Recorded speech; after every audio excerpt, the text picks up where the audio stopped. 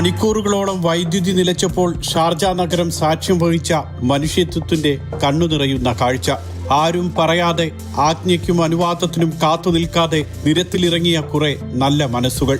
അപകടങ്ങൾ ഒഴിവാക്കാൻ അവർ സിഗ്നലുകളിൽ വാഹനങ്ങൾ നിയന്ത്രിച്ചു. കുട്ടികളുമായെത്തിയ സ്കൂൾ ബസ്സുകൾക്ക് ശ്രദ്ധാപൂർവം വഴിയൊരുക്കി.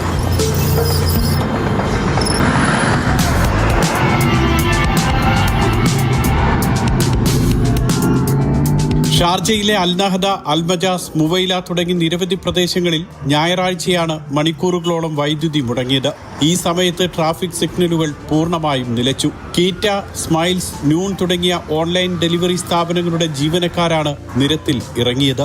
യാത്രക്കാരാണ് ഈ ദൃശ്യങ്ങൾ പകർത്തി സമൂഹ മാധ്യമങ്ങളിൽ പങ്കുവച്ചത്. മനുഷ്യത്വം നിറഞ്ഞ ഇങ്ങനെയുള്ള പ്രവൃത്തികൾ കൂടി നിറഞ്ഞതാണ് പ്രവാസികളുടെ ഗൾഫ് ജീവിതം. Mathrubhumi news, Dubai.